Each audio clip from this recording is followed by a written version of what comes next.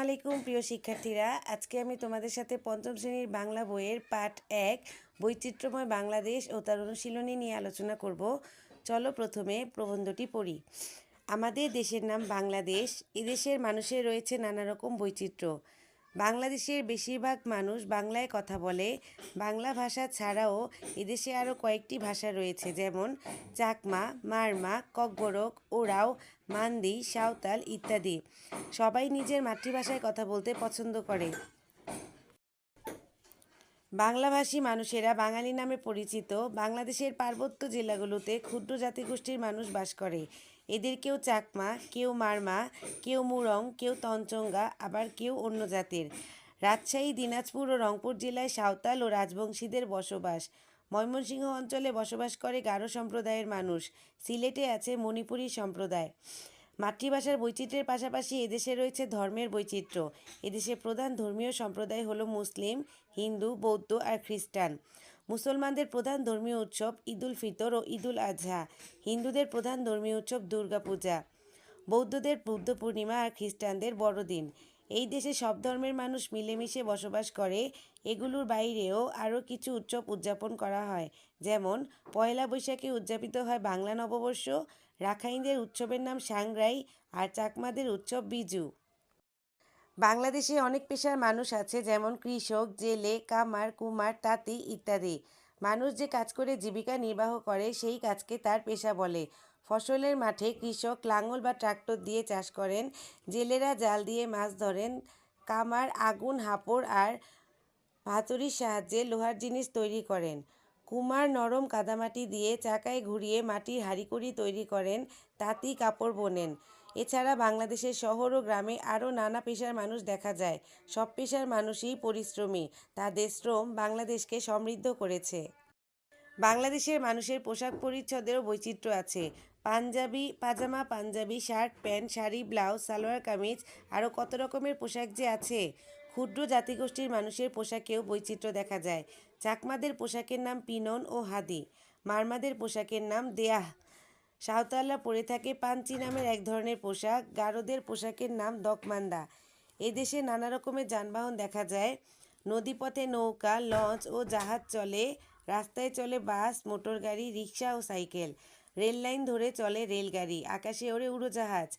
এক স্থান থেকে আরেক স্থানে যাওয়া আসা করার জন্য আমাদের বাহন লাগে।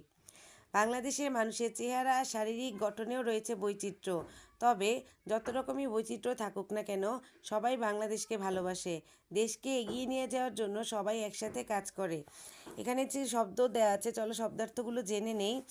উদযাপন, পালন, ক্ষুদ্র জাতিগোষ্ঠী, আলাদা সাংস্কৃতিক বৈশিষ্ট্যসম্পন্ন সম্প্রদায়, জীবিকা নির্বাহ, জীবনযাপন, ট্রাক্টর, চাষের কাজে ব্যবহার করা হয় এমন যান্ত্রিক লাঙ্গল, বৈচিত্র্য, নানান ধরন, স্বাচ্ছন্দ্য, আরাম বা স্বস্তি, হাঁড়ি-কুড়ি, হাঁড়ি, কলসি ইত্যাদি, হাপড়, কামারের চুল্লিতে হাওয়া দেওয়ার নলযুক্ত চামড়ার তৈরি থলে।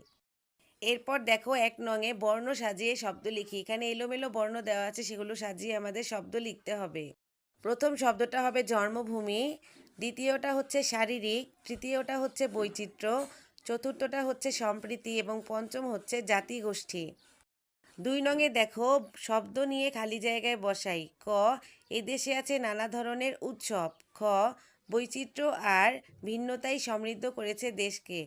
গ, রেল লাইন ধরে চলে রেলগাড়ি। ঘ, রাখাইনদের রয়েছে সাংগ্রাই আর চাকমাদের বিজু উৎসব। ও, মানুষ যে কাজ করে জীবিকা নির্বাহ করে তাকে পেশা বলে। ৩ নংয়ে দেখো প্রশ্ন দেওয়া আছে, চলো প্রশ্ন উত্তরগুলো পড়ি। ক, বাংলা ছাড়াও বাংলাদেশে আর কারা কোন কোন ভাষায় মানুষ কথা বলে? উত্তর, বাংলাদেশে বাঙালি ছাড়াও বিভিন্ন ক্ষুদ্র জাতিগোষ্ঠী বাস করে। বাংলা ছাড়াও এদেশে আরও কয়েকটি ভাষা রয়েছে, যেমন চাকমা, মারমা, ককবরক, ওরাও, মান্দি, সাঁওতাল ইত্যাদি। সবাই নিজের মাতৃভাষায় কথা বলতে পছন্দ করে। খ, বাংলাদেশে কি কি উৎসব উদযাপন করা হয়? উত্তর, মাতৃভাষার বৈচিত্র্যের পাশাপাশি এদেশে রয়েছে ধর্মের বৈচিত্র্য। মুসলমানদের প্রধান ধর্মীয় উৎসব ঈদুল ফিতর ও ঈদুল আজহা। হিন্দুদের প্রধান ধর্মীয় উৎসব দুর্গাপূজা। বৌদ্ধদের বুদ্ধ পূর্ণিমা আর খ্রিস্টানদের বড়দিন। এছাড়াও পয়লা বৈশাখ উদযাপিত হয় বাংলা নববর্ষ। রাখাইনদের উৎসবের নাম সাংগ্রাই আর চাকমাদের উৎসব বিজু। গ, সড়ক, নদী ও আকাশপথে কি কি বাহন দেখা যায়? উত্তর, এই দেশে নানা রকম যানবাহন দেখা যায়। নদীপথে নৌকা, লঞ্চ ও জাহাজ চলে। সড়ক পথে চলে বাস, মোটরগাড়ি, রিক্সা ও সাইকেল। রেল লাইন ধরে চলে রেলগাড়ি। আকাশে ওড়ে উড়োজাহাজ। এক স্থান থেকে আরেক স্থানে আসা যাওয়ার জন্য আমাদের যানবাহন লাগে। ঘ, কোন পেশার মানুষ কি কাজ করে? উত্তর, বাংলাদেশে বিভিন্ন পেশার মানুষ আছে, যেমন যেমন এক কৃষক লাঙল বা ট্রাক্টর দিয়ে চাষ করেন, জমি চাষ করেন। 2, জেলেরা জাল দিয়ে মাছ ধরে। 3, কামার লোহার জিনিস তৈরি করেন। 4, কুমার মাটির হাঁড়িকুড়ি তৈরি করেন। 5, তাঁতি কাপড় বোনেন। সব পেশার মানুষই পরিশ্রমী, তাদের শ্রম বাংলাদেশকে সমৃদ্ধ করেছে। বৈচিত্র্য কিভাবে বাংলাদেশকে সমৃদ্ধ করেছে? উত্তর, বাংলাদেশে ভাষা, ধর্ম, পোশাক, পেশা, উৎসবে অসংখ্য বৈচিত্র্য রয়েছে। এত বৈচিত্র্য থাকা সত্ত্বেও সবাই এই দেশকে ভালোবাসে এবং দেশের উন্নতির জন্য একসঙ্গে কাজ করে। এই বৈচিত্র্য আমাদের দেশকে রঙিন, আকর্ষণীয় ও সমৃদ্ধ করেছে এবং এভাবেই বৈচিত্র্য বাংলাদেশকে সুন্দর করেছে।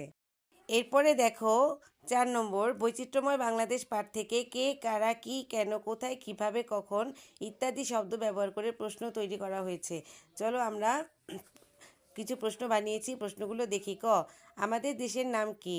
খ, এই দেশে কারা মিলেমিশে বাস করে? গ, এই দেশের প্রধান ধর্মীয় উৎসবগুলো কি? ঘ, পেশা কাকে বলে? উ, কামার কি তৈরি করে? চ, চাকমা ও মারমাদের পোশাকের নাম কি? ছ, সড়কপথে কি কি যানবাহন চলে? এরপরে দেখো 5 নংয়ে বাংলাদেশের কোনো একটি বৈচিত্র্য নিয়ে ছবি আঁকি ও বিবরণ লিখি। দেখো এখানে দেখা যাচ্ছে আমি একটি তাঁতির ছবি এঁকেছি আর একটি কৃষকের ছবি এঁকেছি। তাহলে আমরা এখন এখানে পেশাগত বৈচিত্র্য নিয়ে আলোচনা করব। বাংলাদেশে বিভিন্ন পেশায় নিয়োজিত সবাই, কেউ কামার, কেউ কুমোর, কেউ জেলে, কেউ উকিল, কেউ কৃষক, কেউ তাঁতি। সমাজে প্রতিটি পেশারই গুরুত্ব রয়েছে, কারণ আমরা বিভিন্ন প্রয়োজনে একে অপরের উপর নির্ভরশীল। এরপরে দেখো জোড়ায় বসে শব্দ লিখি। একজন একটি শব্দ বলবে, অন্যজন শব্দের শেষ ব্যঞ্জনবর্ণ দিয়ে আরেকটি শব্দ লিখবে, এভাবে চলতে থাকবে। আমি এখানে শব্দের একটি লিস্ট বানিয়েছি, চলো পড়ি। সংগ্রাম, মচমচে চালাকি, এই 3টা বইয়ে দেওয়া ছিল। কলম, মশলা, লিচু, কলম, মশলা, লাটিম, ময়না, নাক, কলা, লিচু, চিমনি, নিচু, চরকি, কলস, সুরমা, মারমা, মিষ্টি, টক, কুমির, রুমাল, লতা, তাল, লব, বল, লাল। আজকে এই পর্যন্তই। পরবর্তীতে পার্ট 2 নিয়ে তোমাদের সঙ্গে আলোচনা করব। আল্লাহ হাফিজ।